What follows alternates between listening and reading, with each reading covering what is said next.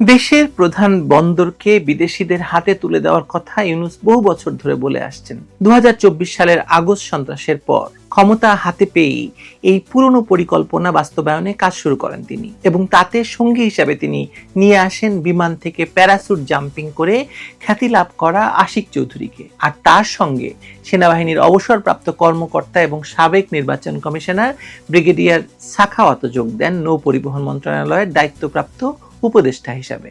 শোনা যায় তার পুত্রের কোম্পানির মাধ্যমেই বিদেশি কোম্পানির সঙ্গে বন্দর হস্তান্তরের ডিল হয়, কমিশন বাণিজ্য শুরু হয় এবং বিরাট অঙ্কের অর্থ হস্তান্তর হয়। কিন্তু দেশের মানুষ এবং চট্টগ্রাম বন্দরের শ্রমিকদের বিরোধিতার কারণে সরকারকে সরে আসতে হয় এই ইজারা চুক্তি থেকে। প্রশ্ন হলো, কত দামে কারা চট্টগ্রাম বন্দরকে বিদেশিদের হাতে তুলে দিচ্ছিল? মানুষ বলছে ১,০০০ কোটি টাকার কমিশন বাণিজ্য হয়েছিল এই ইজারা কাণ্ডে।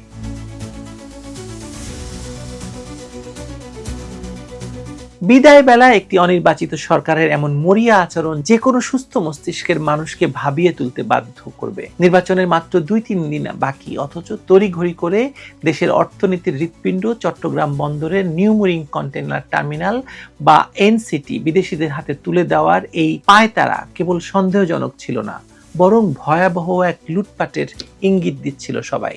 পুরো ঘটনা প্রবাহ বিশ্লেষণ করলে দেখা যায় যে এটি কোনো সাধারণ ইজারা চুক্তি ছিল না, এটি ছিল মূলত ক্ষমতার শেষ মুহূর্তে পকেট ভারী করার এক মহোৎসব। অভিযোগের তীর সরাসরি বিডার চেয়ারম্যান আশিক চৌধুরী এবং নৌ উপদেষ্টা ব্রিগেডিয়ার অবসরপ্রাপ্ত সাখাওয়াত হোসেনের দিকে। শ্রমিক নেতা হুমায়ুন কবিরের বিস্ফোরক মন্তব্য এবং সংবাদ সম্মেলনের তথ্য মতে মূল ডিপি ওয়ার্ল্ডের বদলে ডিপি ওয়ার্ল্ড FZE নামের একটি ভুইফোঁড় অথবা অখ্যাত সিস্টার কনসার্নকে কাজ পাইয়ে দেওয়ার চেষ্টা চলছিল। বিশ্বজুড়ে যার কোনো পরিচিতি নেই সেই প্রতিষ্ঠানের হাতে জাতীয় স্বার্থ তুলে দেওয়ার পেছনে যে বড়সড় লেনদেন বা কমিশন বাণিজ্য হয়েছে তা বুঝতে রকেট সায়েন্টিস্ট হওয়ার দরকার পড়ে না। শ্রমিক নেতাদের দাবি অনুযায়ী এই পুরো প্রক্রিয়ার পেছনে ৬০০ থেকে ১,০০০ কোটির এক বিশাল কমিশনের লোভ কাজ করেছে, যা আশিক চৌধুরীর পকেটে যাওয়ার কথা, যা সাখাওয়াত এবং তার পুত্রের পেছনে কাজ করার কথা।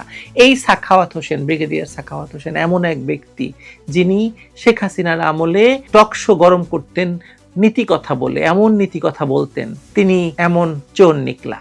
সবচেয়ে লোমহর্ষক এবং অমানবিক যে চিত্রটি আমরা পাই তা হলো বিডা অফিসে বন্দরের কর্মকর্তাদের জিম্মি করে রাখার ঘটনা।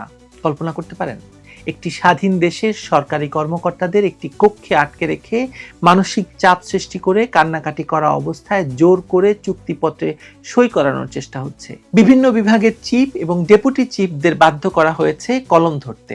এই জবরদস্তি প্রমাণ করে যে ডালের আগাগোড়া কালা। বন্দরের চেয়ারম্যান রিয়ার অ্যাডমিরাল SM মনিরুজ্জামানের ভূমিকাও এখানে প্রশ্নবিদ্ধ। তিনি সবকিছু জেনেও নীরব দর্শকের ভূমিকা পালন করেছেন, নাকি তিনিও কমিশন পেয়েছেন?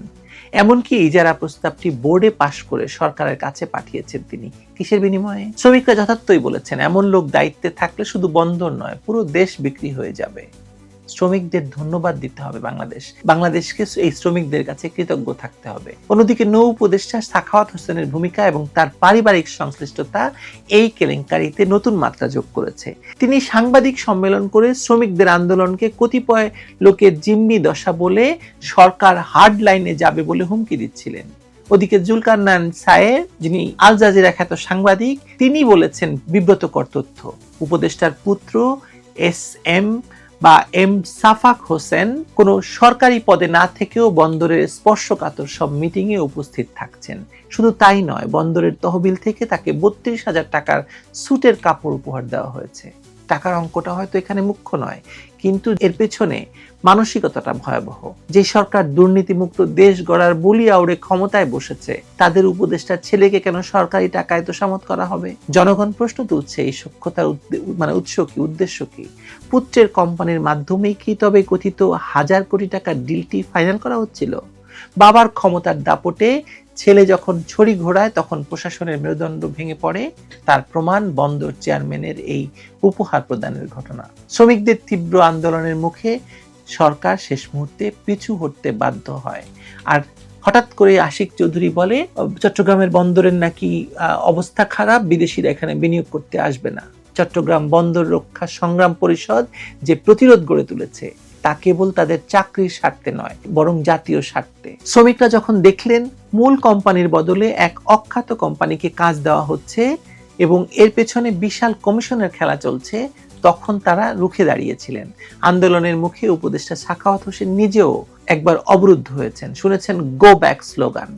নির্বাচনের ঠিক আগ মুহূর্তে এমন জনরোষ এবং বন্দরের অচলাবস্থা সরকারের জন্য বুমেরাং হয়ে দাঁড়িয়েছে। রমজান মাস সন্নিকটে, বাজারে নিত্যপণ্যের সরবরাহ স্বাভাবিক রাখা জরুরি।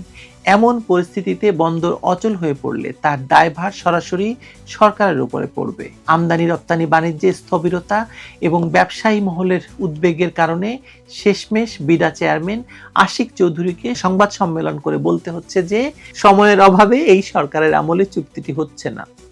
কি খারাপ কথা বলুন। আশিক চৌধুরীর এই সময়ের অভাব অজুহাতটি আসলে নিজের মুখ রক্ষা করার কৌশল, ফেস সেভ করা। তিনি দাবি করেছেন ডিপি ওয়ার্ল্ড চিঠি দিয়ে সময় চেয়েছে এবং আলোচনা ফলপ্রসূ, কিন্তু ভেতরের খবর হলো হাইকোর্টের রুল এবং শ্রমিকদের অনড় অবস্থানের কারণেই তারা পিছু হটতে বাধ্য হয়েছেন। হাইকোর্ট যেখানে 2025 সালের ডিসেম্বর পর্যন্ত রায় স্থগিত রেখেছিল, দরপত্র ছাড়া সরাসরি নিয়োগের বিষয়ে প্রশ্ন তুলেছিল, সেখানে নির্বাচনের দুদিন আগে এমন চুক্তি স্বাক্ষর করা আইনিভাবে সিদ্ধ হতো না। তবুও তাদের এই চেষ্টা প্রমাণ করে আইন বা জনস্বার্থ নয়, হাজার কোটি টাকার কমিশন ছিল তাদের মূল লক্ষ্য। এদিকে পুলিশ প্রধানের পালানোর চেষ্টা, উপদেষ্টাদের পরিবারের বিদেশে পাড়ি জমানো, আর অন্যদিকে তড়িঘড়ি করে বন্দরে যাওয়ার চেষ্টা, সব মিলিয়ে এক অরাজক পরিস্থিতির চিত্র ফুটে উঠেছে ইউনূসের। বিদায়ী সরকারের এই শেষ মুহূর্তে লুটপাটের চেষ্টা নস্যাৎ করে দিয়েছে সাধারণ শ্রমিক জনতা। তবে এই ঘটনা আমাদের চোখে আঙুল দিয়ে দেখিয়ে দিল যে ক্ষমতার অপব্যবহার করে কিভাবে জাতীয় সম্পদকে ব্যক্তিগত লাভের হাতিয়ার হিসাবে ব্যবহার করেছেন ডক্টর ইউনূস এবং তার সরকার।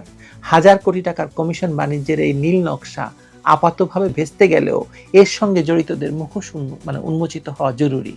বন্দর আমাদের সার্বভৌমত্বের অংশ, কোনো কমিশন লোভী চক্রের ব্যক্তিগত সম্পত্তি নয়। জনগণ এবং শ্রমিকের এই সতর্ক অবস্থানই হয়তো শেষ পর্যন্ত দেশের সম্পদ রক্ষা করেছে। কিন্তু এই ঘৃণ্য চক্রান্তের ইতিহাস মানুষ মনে রাখবে বহুদিন। ইউনূসকে এভাবেই মানুষ মনে রাখবে। আল জাজিরা বা বিভিন্ন সংবাদ মাধ্যম বলেছে না যে ইউনূসকে কিভাবে মানুষ মনে রাখবে?